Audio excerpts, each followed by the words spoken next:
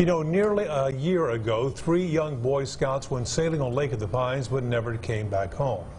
Their mast hit a low-hanging power line, killing Will Brennan, Heath Fauché, and Thomas Larry. Their deaths fueled a greater conversation here. Why was this power line so close to the water? KETK's Daniel Pierce traveled back to the scene and discovered the problem is still there. In tonight's special report, he shows us what's being done to prevent this from ever happening again. It was terrible. One of them was a son. Well, why did it have to be them? The wind started coming out of the north-northeast, blowing it toward the high line. The only problem was actually getting to the patient. All of those factors just combined for that tragic event. August 5th, 2017 started as a peaceful weekend on Lake of the Pines. Boy Scouts from Troop 620 in Hallsville, eager to earn merit badges and learn the skills that would make them great outdoorsmen. That evening, 2 older scouts, Heath Fauché and Will Brennan, took Thomas Larry, a young scout, on a catamaran, similar to this one. He was trying to earn his small boat sailing badge. By the very nature of what they were trying to do, they didn't want to be on the open lake. They wanted to be in an area like this that's relatively calm. On the water 50 yards away from their campsite, the wind shifted and pushed their boat into danger. The metal mast hitting a low-hanging power line. The electric shock killed Fauché and Brennan instantly. Larry died hours later at the hospital. The game wardens had got the boat and kind of pulled it to the north. All of this playing out near the shore of Joe Huff's land. The lines involved run behind his property. As we first noticed, the ambulance coming by. He saw the scene minutes after the tragedy. Boy Scouts didn't have anything motorized. Through the clearing is where the boys lost their lives. They ended up just trying to paddle a kayak and getting them back in. The next day, game wardens, crews from Upshur Rural Electric, and the Army Corps of Engineers showed up, trying to piece together what happened. I'm assuming that they thought, well, one of the lines had come down or something, and they'd got into it.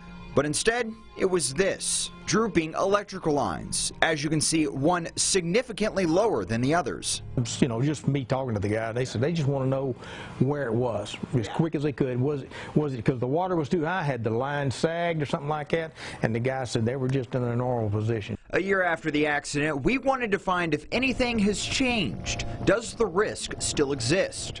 David Temple, a high school science teacher, traveled with us to Lake of the Pines, going to the same spot. Greeting us, warning signs at every dock, several keep-out buoys, and The one on the left, if I'm just guessing, the one on the left, the deepest part of that bow right there, yeah.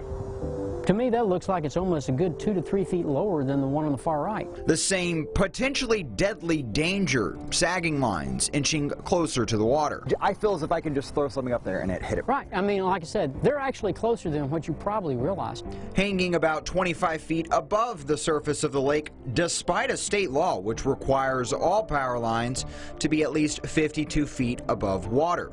But how could this be? The line was in place before that law, so it was grandfathered in. I think almost by common sense, you shouldn't grandfather something in that could possibly be a safety hazard. A hazard only increased by the massive wooden support poles. Look closely. They're leaning. Over time, things sink. A question on people's minds, what will be done to prevent this peril in the future? How about raising the lines? Oh, that's an option. And it's probably the easiest option, but it doesn't remove the threat. And Upshur Rural agrees. When we asked, they told us they have been working to create a solution for about a year, a plan that could involve burying the lines. Let's take it and bore under the lake and completely bury the line. Not only just here where it crosses Alley Creek, but up on Hurricane or Johnson Creek, they're going to do the same thing. This is a high line that he's talking about. It crosses the lake in 2 areas, at this cove and then about a 1/4 of a mile down his property. That's a location where the 3 Boy Scouts were killed. So by removing these 2 spots, you remove 2 chances for someone to get injured. This stretch of dirt on Huff's property is covering a line that's already been buried. Next to go, the high lines in his backyard. His concerns, the cost to refill the holes left will fall on him. So what it's going to cost, as far as me, to fix the mess. You know, it sure ain't gonna cost me 3 of my sons. A price no parent should have to pay. And with the changes, no parent ever will. Now, the Army Corps of Engineers will be holding 2 public meetings regarding the final draft of their safety plan. One will be Tuesday in Jefferson, the other in Longview on Wednesday. Neil, Casey. Okay, Daniel, clarify this, please. So you have the Army Corps of Engineers and the power company. Who is controlling what? Well, the Army Corps of Engineers, they actually control the land that those wooden poles sit on. However, it is the power company that oversees the wooden poles and the power lines. And so you have these 2 entities working together. The big question now is, will they be rerouting the poles along the entire lake, or just simply take where they are, bury them, and then bury them underneath the water? Of course, we will be at that meeting tomorrow and report those details right here at 10 o'clock. I think all of us will be